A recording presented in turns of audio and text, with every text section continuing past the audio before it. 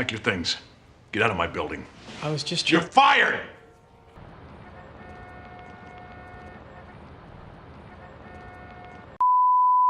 Venom is one of the most popular Marvel characters and has twice been represented on the big screen.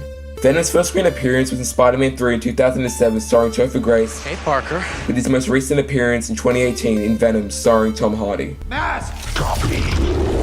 Both versions are very different from each other, leaving fans debating over who is the most comic accurate.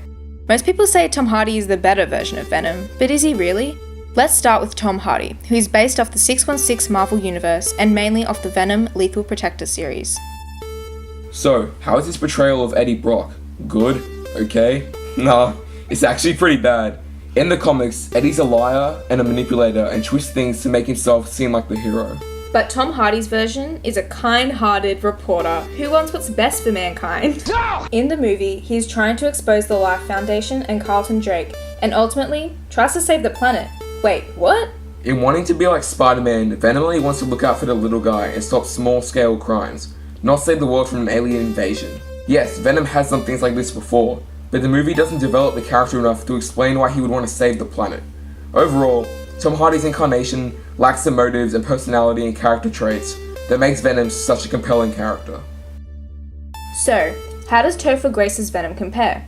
A lot of people don't like this rendition of the character, saying that he's too scrawny, wimpy, A little chunky.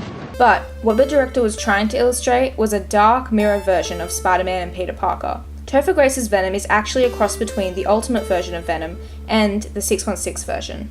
The 616 part of this character is the symbiote being an alien, and also the reference to the church scene. Eddie is also a liar and a cheat and fakes a photo for his own personal gain. The motives behind this Eddie Brock is based off the Ultimate comics, as well as many other similarities, such as the symbiote being a suit that amplifies power and aggression, not a sentient being that communicates with the character inside his mind. Also, Venom having claws, Edward Brock Jr., and how Eddie only refers to himself as I and not we. However, Tom Hardy's Venom refers to himself as we, but they completely threw it away.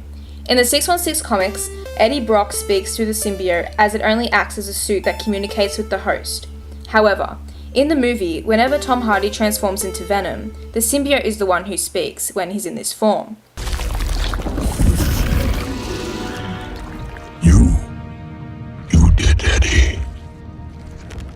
We can't imagine a scene where Spider-Man and Venom are having a conversation and Eddie Brock wants to speak. The symbiote would have to speak for Eddie. Eddie says, we will kill you. We know at the end of the Venom movie, Eddie says, "We are Venom," but the symbiote has to pull its face back for Eddie to get a word in. Also, in this scene, Venom will not be able to handle the shotgun bullets, as the suit can only handle small bullets. Also here, Riot's blade would have dissolved as it can't stay solid when separated from the host. Also, another undeniable reference to the Ultimate Comics in Spider-Man 3 is that deleted scene where Peter Parker looks in the mirror and sees a flash of Venom. This is an obvious callback when Peter transforms into Venom while feeling angry. Also, the director of Spider-Man 3 added his own take on the character by creating Eddie Brock as an anti-Peter Parker, being a dark version of the hero. This Venom expresses the dark nature of the symbiote and its evil intentions. But Tom Hardy's Venom lacks the threatening nature and terror that makes Venom a terrifying villain. Yes, Venom does make jokes in the comics, but taking away the vicious side of Venom really extracts the interesting part of this character. Overall, the superior Venom is Topher Grace. He's more comic accurate and true to the character. We don't blame Tom Hardy, his acting was excellent, but whoever wrote the script clearly didn't understand the character and what he stands for. You're trash, Brock. Excuse me?